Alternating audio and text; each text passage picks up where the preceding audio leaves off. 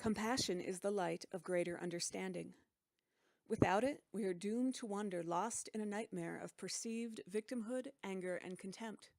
With it, we are given the opportunity to awaken to the truth of love. The word compassion has two parts. Com means with, and passion means to feel. Compassion, therefore, is the art of feeling with another. It is the act of opening our hearts and minds to the truth and understanding the nature of suffering. This can be a frightening prospect.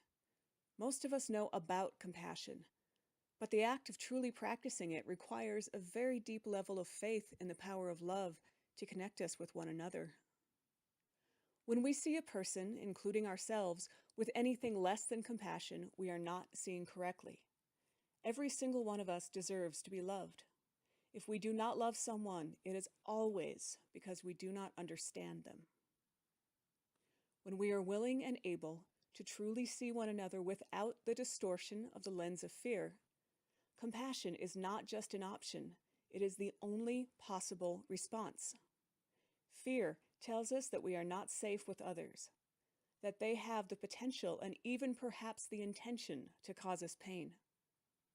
Fear tells us that we must protect ourselves at all costs. In the logic of fear, ignorance is labeled safety. We close our minds and our hearts to greater understanding of others. We say, I don't care. In protection mode, we choose contempt over compassion, ignorance over understanding, and fear over love. Fear blinds us to the truth about ourselves and others, the truth that we are all divine spiritual beings sharing a common human experience. We are not enemies. We do not have to protect ourselves from each other. It is in each other's hearts that we will find our true salvation. We are not required to listen to the counsel of fear. Instead, we can let love be our guide and mentor, showing us the infinite possibility of always greater understanding of ourselves and others. We can have compassion even for fear itself by understanding its nature. Fear is not a demonic force that originates from an external source of evil. Rather, it is a product of what we call our ego, which is a product of ignorance.